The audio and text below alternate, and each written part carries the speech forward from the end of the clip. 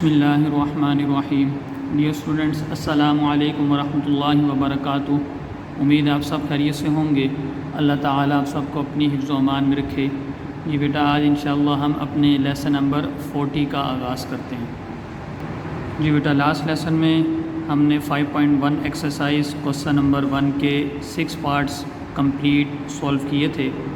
आज इंशाअल्लाह हम क्वेश्चन नंबर 2 स्टार्ट करते हैं।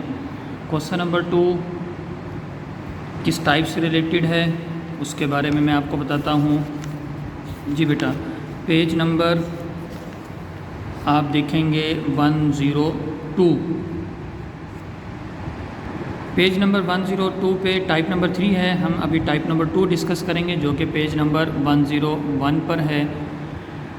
टाइप नंबर 1 हमने डिस्कस की थी factorization of the expression a raise to power 4 plus a square b square plus b raise to power 4 और या a raise to power 4 plus 4b raise to power 4। ये type number 1 थी और इससे related example number 1 और 2 ये भी हमने डिटेल से डिस्कस की थी। जी बेटा, अब 5.2 एक्सरसाइज क्वेश्चन नंबर 2 हमने सॉल्व करना है। तो क्वेश्चन नंबर 2 बेटा टाइप नंबर 2 से रिलेटेड है। Factorisation of the expression of the type mean type number B x square plus P x plus Q. For explanation consider the following examples. जी बेटा, अब क्वेश्चन नंबर 2 के तमाम parts में हमें इस फॉर्म में एक्सप्रेशन गिवन होंगी x square minus 7x plus 12 and x square plus 5x minus 36। इस फॉर्म में हमें क्वेश्चन नंबर 2 के तमाम पार्ट्स में एक्सप्रेशन गिवन होंगी। इनकी हमने फैक्टराइजेशन कैसे करनी है ये एग्जांपल में हम देखते हैं, फिर उसके बाद हम क्वेश्चन सॉल्व करते हैं। X square minus 7x plus 12। First of all बेटा आपने क्या करना है, इसमें से कांस्टेंट टर्म कौन सी होती है जिसके साथ वेरिएबल नहीं होता। सो 12 of the constant term of the given expression. इस कांस्टेंट टर्म को बेटा आपने एक्स स्क्वायर के कोफिशिएंट के साथ मल्टीप्लाई करना है जो कि क्या है 1। तो 12 को हम 1 से मल्टीप्लाई करेंगे तो हमारे पास आंसर आएगा 12। अब ये देखिए, for the factors of 12 the suitable pair of numbers is -3 and -4 since mean क्योंकि -3 प्लस -4 इन दोनों नंबर्स को हम ऐड करेंगे तो हमारे पास आंसर आएगा -7। अच्छा, अब बात यहाँ पे ये आई कि मैंने आपको बताया कि आपने कांस्टेंट टर्म को एक्स स्क्वायर के कोफिशिएंट के साथ मल्टीप्लाई करना है और उसके बाद हमारे पास आंसर आया 12 के हमने फैक्टर्स फाइंड आउट करने हैं। बेटा 12 के आपने ऐसे फैक्टर्स फाइंड आउट करने हैं कि जिनको प्लस या माइनस करने से आपके पास एक्स का कोफिशिएंट आना चाहिए। ठीक है बेटा जी। अब ये देखिए यहाँ पे हम -3 और -4 अगर हम इन दोनों को मल्टीप्लाई करें तो हमारे पास आंसर आता है 12। माइनस माइनस मल्टीप्लाई होकर प्लस 4 3 12। और दूसरी बात कि इन दोनों को ऐड करने से हमारे पास x का कोफिशिएंट बनना चाहिए। ठीक है, ये दोनों कंडीशंस फुलफिल होनी चाहिए कि उन नंबर्स को आपने कांस्टेंट टर्म को एक्स के कोफिशिएंट के साथ मल्टीप्लाई किया 12 के आपने ऐसे फैक्टर्स फाइंड आउट करने हैं जिनको मल्टीप्लाई करने से डेफिनेटली 12 आए और ऐड या सब्ट्रैक्ट करने से आंसर हमारे पास क्या आना चाहिए, -7 आना चाहिए। ठीक है बेटा, ये पैटर्न है। आपने -3 और -4 को ऐड करके चेक किया तो -7 बिल्कुल ठीक, और इनको मल्टीप्लाई करने से 12 ठीक। अब हम क्या करेंगे, -7 को हम लिखेंगे एक्स स्क्वायर -3x -4x। ये देखिए बेटा, ये -3x -4x ये बेसिकली क्या लिखा हुआ है, ये -7x लिखा हुआ है।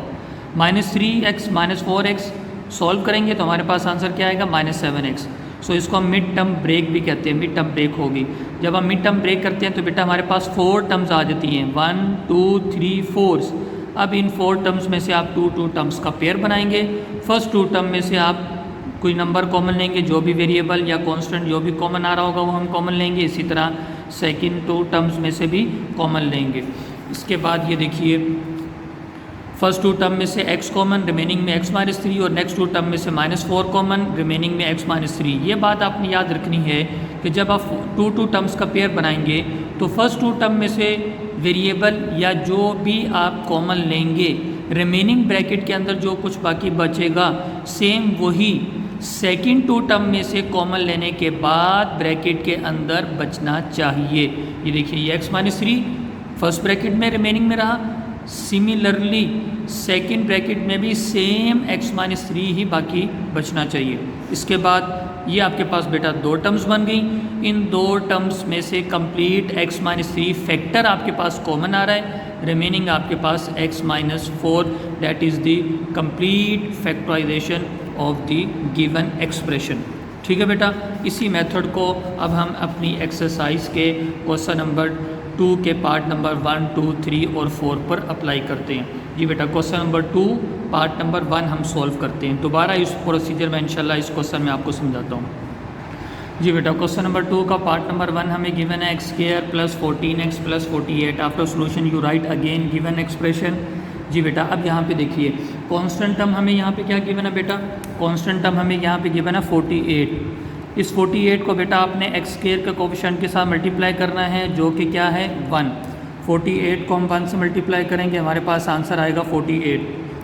अब 48 की बेटा हमने ऐसी फैक्टराइजेशन करनी है कि उसके फैक्टर्स को ऐड या सब्ट्रैक्ट करें तो हमारे पास x का कोफिशिएंट आना चाहिए जो कि क्या है 14। अब ये देखिए यहाँ पे हमारे पास एक फैक्टर बनता है 12 4 * 48। अब 12 और 4 को बेटा अगर हम ऐड करें तो हमारे पास 16 आता है, हमें तो रिक्वायर्ड है 14। अगर हम इनको सब्ट्रैक्ट करते हैं तो हमारे पास आंसर आता है 8, लेकिन हमें तो रिक्वायर्ड है 14। हम 48 के और फैक्टर्स तलाश करते हैं। जी 8 6 * 48। ठीक है बेटा, 8 6 * 48 बिल्कुल। अब हम इन दोनों नंबर्स को अगर ऐड करें, 8 और 6 को ऐड करें तो हमारे पास आंसर क्या आता है 14। जी बेटा, ये वाला फैक्टर, ये फैक्टर हम यूज़ करेंगे 8 और 6, ये जो 48 के फैक्टर्स हैं इनको हम बेटा यूज़ करेंगे और इन दोनों को हम प्लस की फॉर्म में लिखेंगे। जी बेटा, आप देखिए मैं इसको लिखता हूँ x² प्लस 14x को मैं मिड टर्म ब्रेक भी इसको हम कहते हैं, इसको हम ब्रेक करके लिखते हैं 8x plus 6x and plus 48 as it is. जी बेटा, तो 14 को हमने ब्रेक किया और 8x और प्लस 6x की फॉर्म में लिखा। अब ये देखिए इन दोनों टर्म्स को अगर हम ऐड करेंगे 8 + 6 तो 14। अब बेटा जब हमने मिड टर्म को ब्रेक किया तो हमारे पास कितनी टर्म्स बन गई 1 2 3 4। इन 4 टर्म्स में से जैसे मैंने अभी आपको बताया आपने 2 टर्म्स का पेयर बना लेना है। ठीक है, अब देखिए फर्स्ट 2 टर्म में से क्या कॉमन आ रहा है, x² प्लस 8x। इन दोनों टर्म्स में से x कॉमन, रिमेनिंग में हमारे पास क्या रह जाएगा x प्लस 8। ये x² है, एक x कॉमन और एक x रिमेनिंग में 8x। इस 8x में से x कॉमन और 8 बेटा रिमेनिंग में रह गया। अब अगली बात बड़ी तवज्जो से आपने समझनी है। अब देखिए नेक्स्ट 2 टर्म्स आपके पास 6x प्लस 48। इन दोनों टर्म्स में से बेटा ऐसा नंबर आपने कॉमन लेना है कि रिमेनिंग ब्रैकेट के अंदर x प्लस 8 ही बाकी बचना चाहिए। जी बेटा, प्लस 6x प्लस 48 बेटा 6 पे डिवाइड होता है। ठीक है, तो मैं क्या कर रहा हूँ, मैं यहाँ पे 6 कॉमन लेता हूँ। अब देखिए ये 6 कॉमन आ चुका है, ये x रिमेनिंग में 48 को 6 पे डिवाइड कीजिए, 48 डिवाइडेड बाय 6 तो हमारे पास आंसर क्या आएगा 8। ठीक है बेटा, अब ये देखिए अब फर्स्ट 2 टर्म में से मैंने x कॉमन लिया तो x प्लस 8, नेक्स्ट 2 टर्म में से मैंने 6 कॉमन लिया तो रिमेनिंग में हमारे पास x प्लस 8 ही बाकी बचा जो कि कंपलसरी सेम होना चाहिए। अगर यहाँ पे बेटा साइन का भी डिफरेंस अगर आ जाता है इन दोनों फैक्टर्स में तो आपकी फैक्टराइजेशन रॉन्ग होगी। जी बेटा, अब देखिए ये आपके पास 2 टर्म्स बन चुकी हैं, इन 2 टर्म्स में से complete x plus 8 factor common आ रहा है। ये बेटा x प्लस 8 फैक्टर हमने कॉमन लिया और रिमेनिंग में यहाँ पे हमारे पास x रह गया और प्लस यहाँ पे हमारे पास 6 बाकी रह गया। That is the required factorisation of the given polynomial, given expression या पॉलिनोमियल भी इसको कह सकते हैं। जी बेटा, अब हम पार्ट नंबर 2 सॉल्व करते हैं। जी बेटा, क्वेश्चन नंबर 2 पार्ट नंबर 2 हमें गिवन है x² माइनस 21x प्लस 108। इसकी हम फैक्टराइजेशन करते हैं। जी बेटा, part number 2 after solution you write again given expression x² minus 21x plus 108। जी बेटा, after solution you write again given expression x² minus 21x plus 108। अब बेटा कांस्टेंट टर्म हमें यहाँ पे गिवन है 108। जी बेटा इस 108 को आप एक्स स्क्वायर के कोफिशिएंट के साथ मल्टीप्लाई करेंगे जो कि क्या है 108। अब इस 108 के बेटा आपने फैक्टर्स फाइंड आउट करने हैं जिनको प्लस या माइनस करने से हमारे पास आंसर 21 आना चाहिए। 12 इंटू 9, 12 9 आर 108। जी बेटा अब देखिए इन दोनों को हम ऐड करते हैं, 12 प्लस 9 करते हैं तो हमारे पास आंसर क्या आता है 21, और 21 ही बेटा हमें रिक्वायर्ड है। अब अगली बात, 21 के साथ बेटा नेगेटिव साइन है तो डेफिनेटली इन दोनों टर्म्स के साथ हम नेगेटिव साइन लगाएंगे तो हमारे पास आंसर -21 आएगा, -12 -9 -21। ठीक है बेटा जी। अब ये देखिए x square -12x -9x plus 108।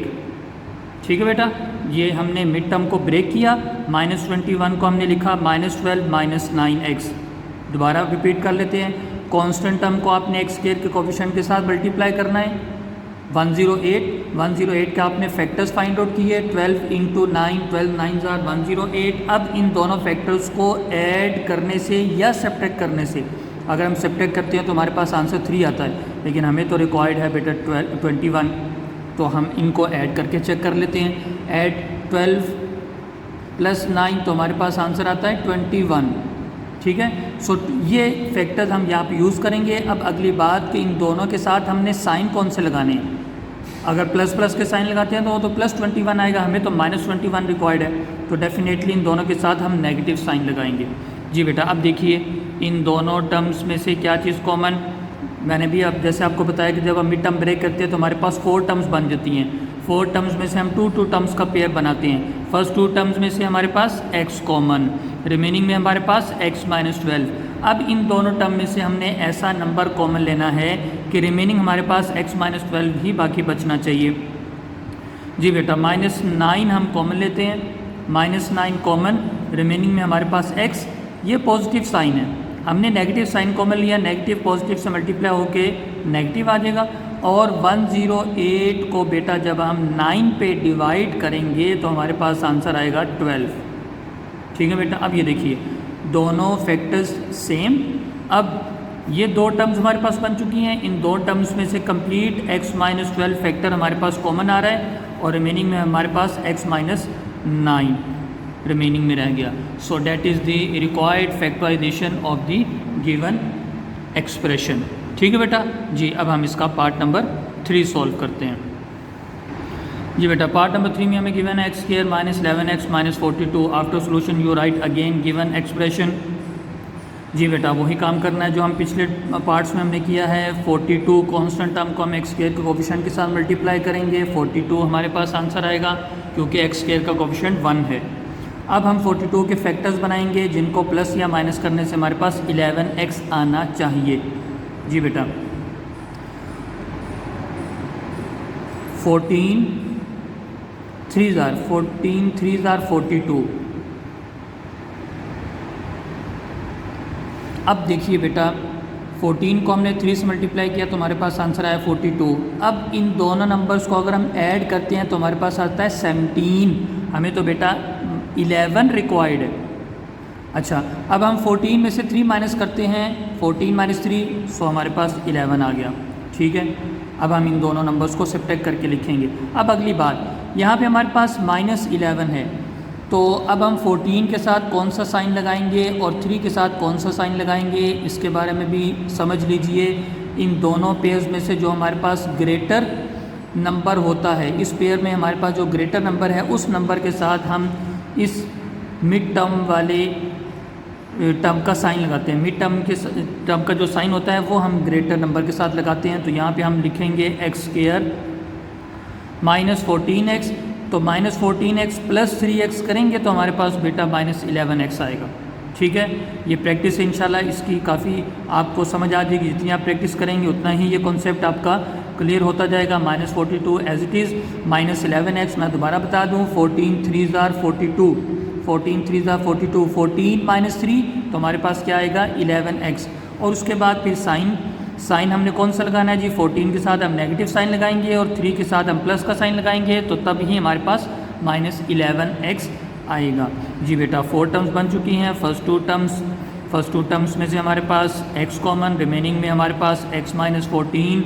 Next two term में से हमारे पास क्या कॉमन आ रहा है बेटा, 3 हम कॉमन लेंगे, रिमेनिंग में हमारे पास क्या रह जाएगा, x माइनस 14। जी बेटा आप देखिए इन दोनों टर्म्स में से कंप्लीट x माइनस 14 फैक्टर हमारे पास कॉमन और रिमेनिंग में हमारे पास x plus 3, that is the required factorisation of the given polynomial. जी बेटा अब हम इसका पार्ट नंबर 4 करते हैं। जी बेटा लास्ट पार्ट हमें क्वेश्चन नंबर 2 का गिवन है x square plus x minus 132। Constant term को हम एक्स स्क्वायर के कोफिशिएंट के साथ मल्टीप्लाई करेंगे। 132 के हमें फैक्टर्स चाहिए, तो 12 इंटू 11 आंसर हमारे पास 132। अब हमें बेटा 1x चाहिए, 1x, तो डेफिनेटली 12 में से हम 11 माइनस करेंगे तो हमारे पास क्या आ जाएगा, 1x। जी बेटा अब देखिए इसको मैं लिखता हूँ x square plus 12x minus 11x minus 132 as it is. 12x में से 11x माइनस करेंगे तो हमारे पास क्या आएगा, 1x आएगा। ठीक है बेटा 4 टर्म्स, फर्स्ट 2 टर्म्स में से हमारे पास x कॉमन, रिमेनिंग में हमारे पास x प्लस 12। नेक्स्ट 2 टर्म में से माइनस 11 हम कॉमन लेंगे, माइनस 11 कॉमन, x रिमेनिंग में माइनस कॉमन और यहाँ पे हमारे पास क्या आ जाएगा प्लस, और 132 को जब हम 11 पे डिवाइड करेंगे तो हमारे पास आंसर क्या आएगा, 12 आंसर आएगा। ठीक है बेटा जी कंप्लीट हमारे पास कौन सा फैक्टर कॉमन आ रहा है, x प्लस 12 हमारे पास कॉमन, रिमेनिंग में हमारे पास x minus 11, so that is the required factorisation of the given polynomial. ठीक है बेटा क्वेश्चन नंबर 2 के तमाम पार्ट्स हमने सॉल्व कर लिए। अब बेटा अपनी डायरी नोट कर लीजिए, क्वेश्चन नंबर 2 के चारों पार्ट्स हमने सॉल्व कर लिए हैं। जी बेटा आप डायरी नोट कर लीजिए। जी बेटा आज की डायरी आपकी है 5.2 exercise 2 question number 2 part number 1 to 4। कल इंशाअल्लाह हम क्वेश्चन नंबर 3 स्टार्ट करेंगे। तब तक के लिए वालेकुम अस्सलाम वरहमतुल्लाहि वबरकातुहू।